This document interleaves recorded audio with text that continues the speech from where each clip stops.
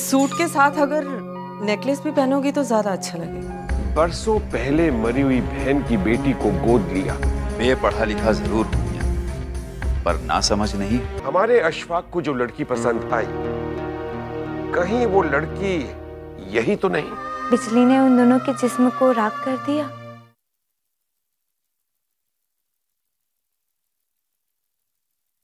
जाओ बेटा, ले आओ।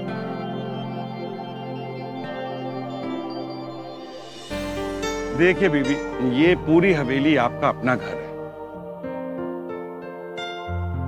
एक बार नहीं 100 बार आई। अगर आपको कोई काम था तो किसी के हाथ कहलवा दिया होता, हम खुद हाजिर हो जाते। बहुत बहुत शुक्रिया बिग साहब। आप और आप जैसे शरीफ खुदा तरस इंसानों की वजह से मैंने अपनी सारी उम्र यहाँ काट ली, वरना शौहर की मौत के बाद यहाँ मेरा कौन था। देखिए बीबी,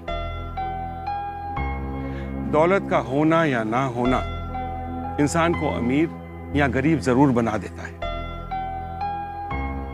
दौलत से बड़ी चीज एक और होती है, और वो है इज्जत, अखलाक, जो आपके मरहूम शौहर में मुझसे कहीं ज्यादा थी। ये आपकी अच्छाई है बिग साहब, जो आपको सारी दुनिया अच्छी मालूम होती है, और शायद आपकी ये अच्छाई है जिसने मुझे इतनी हिम्मत बंधाई, जो मैं आपके पास बेखौफ होकर चली आई। देखिए बीबी, अगर बेखौफ होकर आई हैं तो बेझिझक जो कहना है कह डालिए।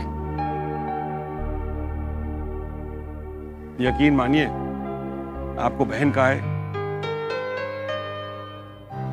तो ये भाई आपके साथ खड़ा मिलेगा। हुक्म करिए। आज मैं आपके पास एक ऐसी शिकायत लेकर आई हूं जिसका ताल्लुक आपके और मेरे घर से है, और एक ऐसा वाकया जो लोगों की ज़बान तक पहुंचे तो मेरा घर तो बर्बाद हो ही जाएगा।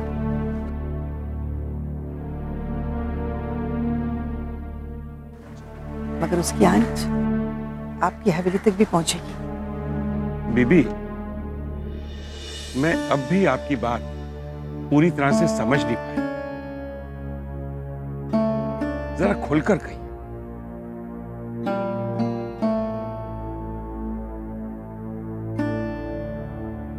ये क्या है? आप खुद ही देख लीजिए। अच्छा,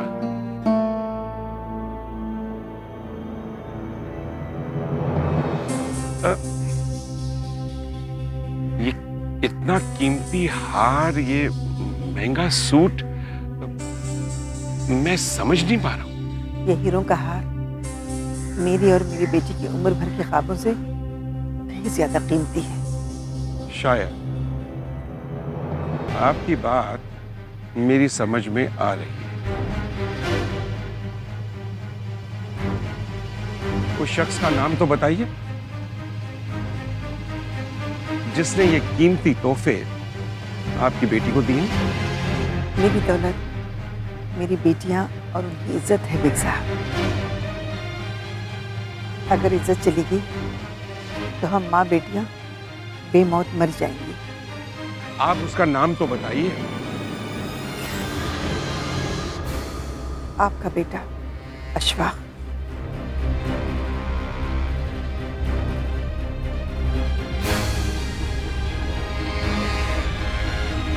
अशफाक?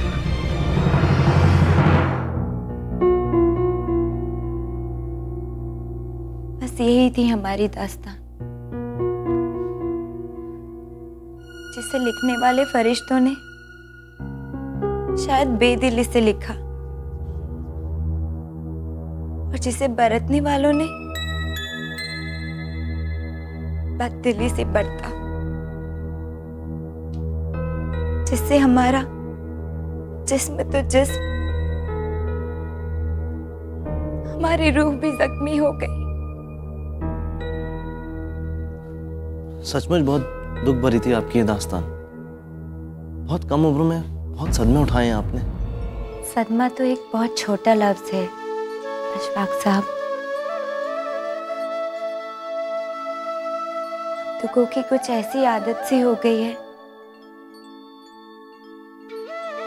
जिस दिन छोटा दुख मिलता है उसी दिन बड़ी खुशी होती है। देखिए, मैं ज़्यादा तो कुछ नहीं कर सकता आपके लिए, लेकिन इतना ज़रूर कहूँगा, आपके हर दुख और हर गम में मुझे बराबर का शरीक समझिए, एक सच्चे दोस्त की तरह। शरीके जिंदगी अगर शरीके गम नहीं होगा तो और कौन होगा? आपसे किसने कहा कि मेरी और आपकी शादी होने वाली है? मुझे खाला खालू ने कहा। आपकी और मेरी शादी तो बहुत पहले से तय है, जब से मैं और आप बहुत छोटे थे। और उन्होंने ये भी कहा कि आप बहुत बड़े आदमी हैं। मुझे बहुत खुश रखेंगे।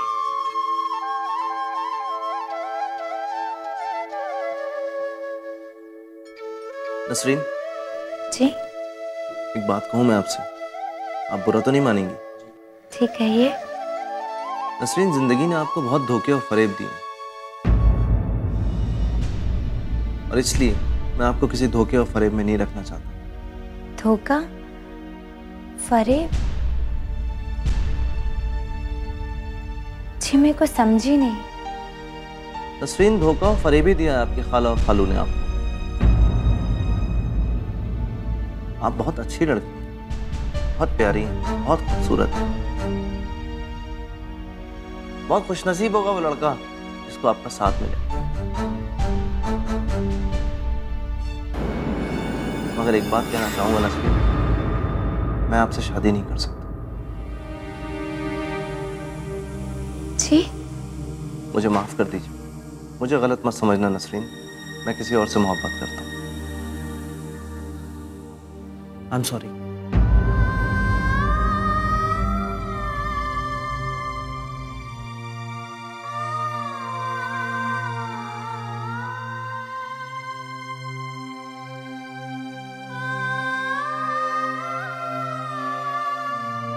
अरे ये अशफाक मियाँ कहाँ चले गए? मैं तो उनके लिए चाय लेकर आई थी।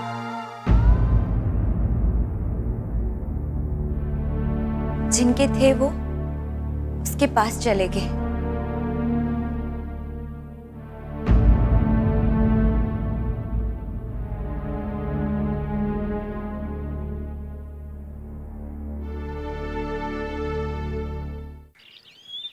इजाजत दीजिए बेग साहब, मैं चलती हूँ। गजाला बीबी, मैं बेहद शर्मिंदा हूं।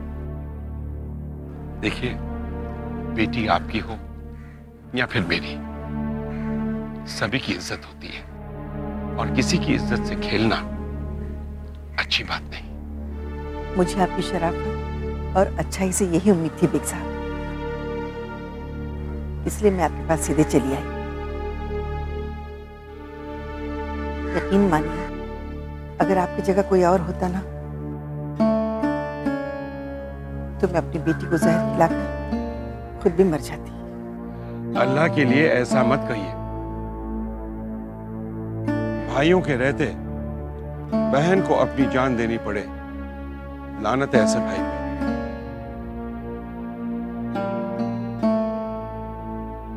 अब आप बताइए, आखिर आप क्या चाहती हैं? अगर आप कहें तो मैं अशफाक का कान पकड़ के खुद आपके पास ले आऊं, और उसके बाद आप जो सजा देना चाहें मैं खुद अपने हाथ से उसे दूं। एक बार आप कहिए तो सही। नहीं बेग साहब,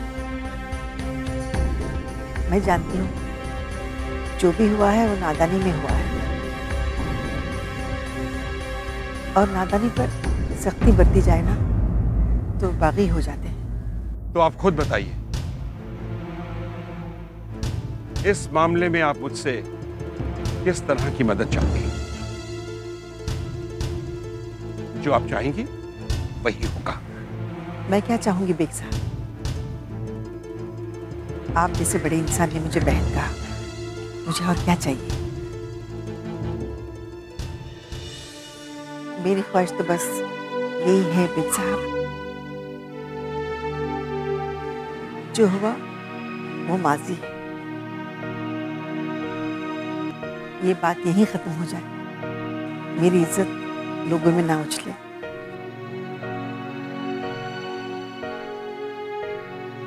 और मुझे यकीन है आप अशफाक का ख्याल रखेंगे और मैं अपनी बेटी की जिम्मेदारी उठाती हूँ। आप जरा भी परेशान ना हो। अब ये मामला सिर्फ आपका नहीं, मेरा भी। सारी जिम्मेदारी मुझ पर है। ये मेरा आपसे बात है। अच्छा मैं चलती हूँ, अल्लाह हाफिज। अल्लाह हाफिज।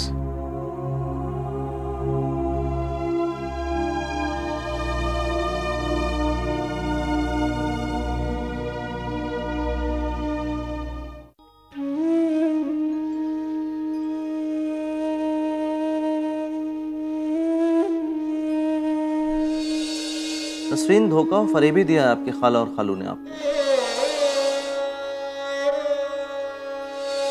मगर एक बात कहना चाहूंगा नसरीन, मैं आपसे शादी नहीं कर सकता।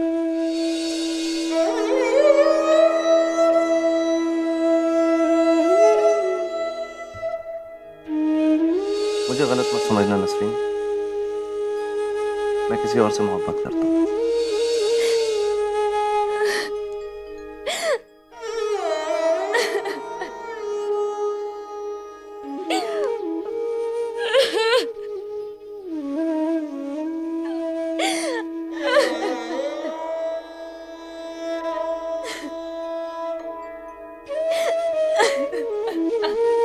नसरीन, क्या हुआ बेटा?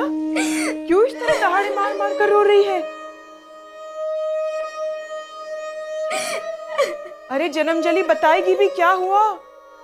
ऐसा आखिर क्या हो गया कि ये पूरा आंसुओं का सैलाब निकल रहा है? क्या बोल कर गया अशफाक? खाला, एक बार फिर से तकदीर ने मुझ पे बिजली गिरा दी। मेरा सब कुछ जल के खाक हो गया। अरे पर हुआ क्या? कुछ तो बता। उसने कहा कि आप और खालू मुझसे फरेब कर रहे हैं। मेरी और उसकी शादी होगी, ये भी झूठ है।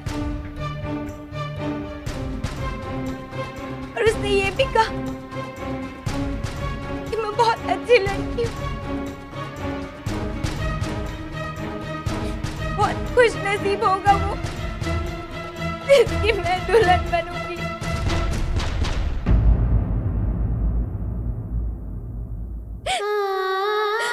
और खाला,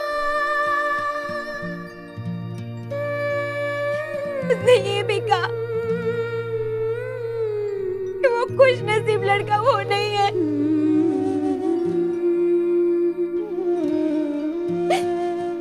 क्योंकि वो किसी और से प्यार करता है।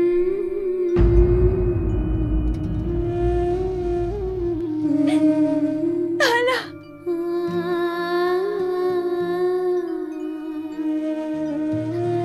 खबरदार मेरी बच्ची, भूल कर भी ये बात अपनी जबान पर मत लाना। अशफाक का तुझसे शादी से इनकार तुझे इस घर से निकाल देगा। और फिर तू इस घर के मर्दों को नहीं जानती बेटा। उनके सीने में दिल नहीं, पत्थर के टुकड़े हैं।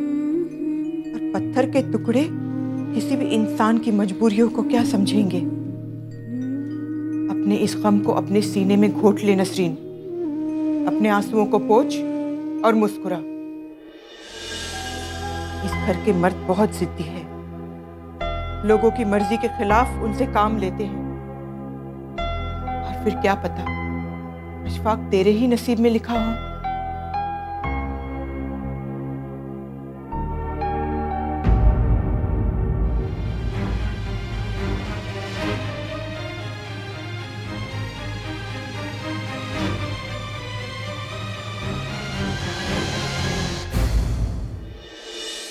अशफाक। अस्सलाम वालेकुम। वालेकुम अस्सलाम। अब्बू आप यहाँ बैठे हैं? मैंने आपको लॉन में देखा, नहीं मिले तो मैंने सोचा आप बाहर गए होंगे। मियाँ कहाँ से आ रहे हैं? अब्बू मैं वॉक करने गया था, वहाँ पे शाकिर चाचा मिल गए और जबरदस्ती मुझे अपने घर ले गए। और एक अब्बू बड़ा अजीब सा हादसा हुआ वहाँ पे। मियाँ, तुम्हारे उस हादसे के बारे में बाद में सुनेंगे, मगर फिलहाल हमारी हवेली में भी एक हादसा हुआ है। हादसा? कैसा हादसा अब्बू? सब खैरियत तो है? हादसा यहां टेबल पर रखा है, खुद ही देख लो।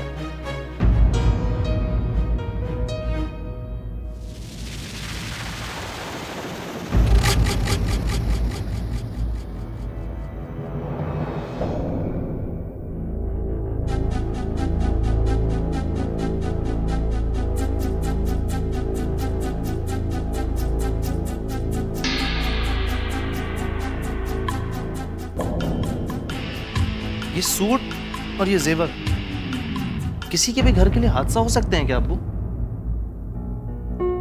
फर्जंदे अशरफ, यकीनन हादसा हो सकते हैं। मियां, ये जेवर और ये लिबास बहुत ही कीमती है।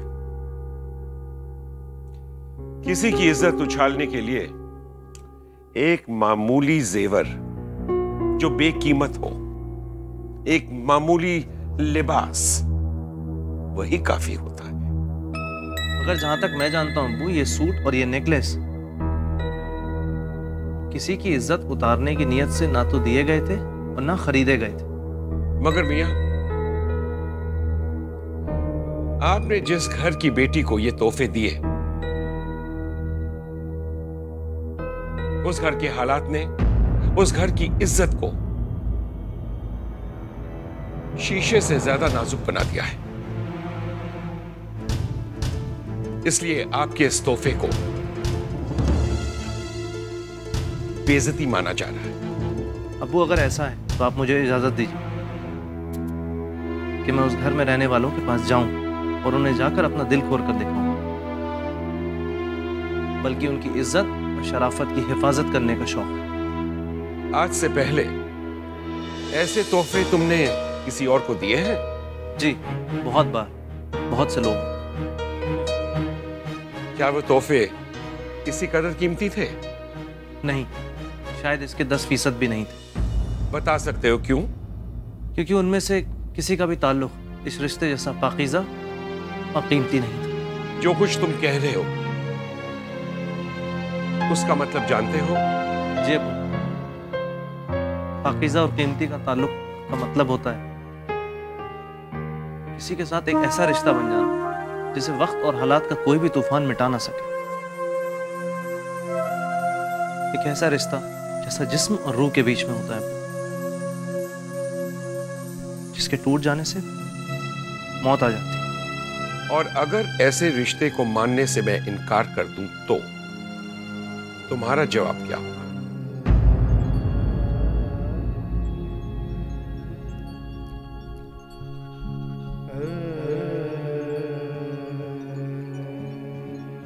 अब्बू, मैं गिड़गिड़ाकर हाथ जोड़कर आपसे कहूंगा कि आपकी दी हुई सारी मोहब्बतों का आपको वास्ता है जो बचपन से आपने मुझ पर लुटाई है। मुझे मेरी मोहब्बत दे दीजिए, मुझे मेरी मोहब्बत दे दीजिए। और अगर हम ये कहें कि हमने भी किसी से वादा किया है कि तुम उस घर की लड़की से नहीं मिलोगे, तो तुम्हारा जवाब क्या होगा? तो मैं उम्र भर अपने अब्बू के इस वादे को निभाऊंगा। और तुम्हारी मोहब्बत? वो तो है और रहेगी।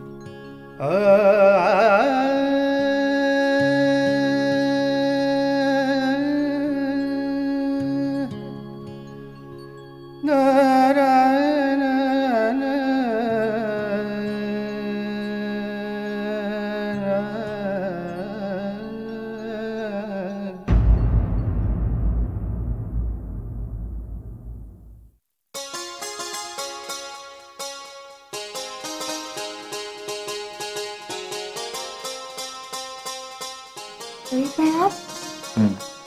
चलो नीचे, अब्बू तुम्हें बुला रहे हैं। हेलो, पर मुझे क्यों? शायद वो सुबह जो अशफाक से बातें हुई हैं वो पूछेंगे।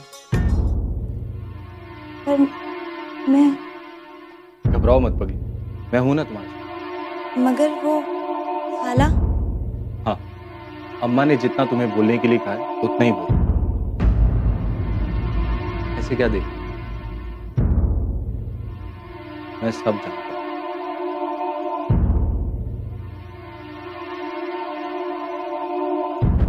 वो भी जो अशफाक के साथ सुबह हुआ, और वो भी जो अम्मा ने तुम्हें बोलने के लिए कहा है। आपको सब पता है? तुम घबराओ, इस घर से तुम्हें कोई नहीं निकाल सकता। मैं तुम्हारे साथ। अब चलो। आप ही चलिए ना मेरे साथ फरीद भाई। नहीं, तुम चलो। हाँ, और सुनो, अकेले में मुझे फरीद भाई ना कहा करो। जी? सिर्फ फरीद कहा। क्यों? वो सब मैं तुम्हें बाद में समझाऊं, अभी तुम जाओ।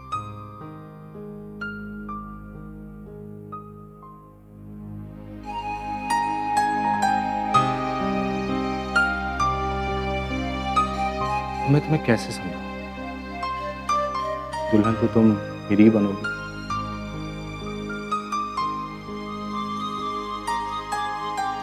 अस्सलाम वालेकुम।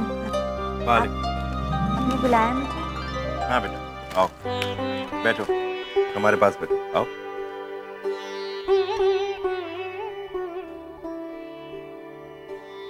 बेटा एक बात बताओ, जी? तुम्हें हमारे इस घर में कोई तकलीफ तो नहीं है ना? नहीं खालू। अच्छा एक बात बताओ बेटा, हमारा भतीजा अशफाक कैसा लगा तुम्हें?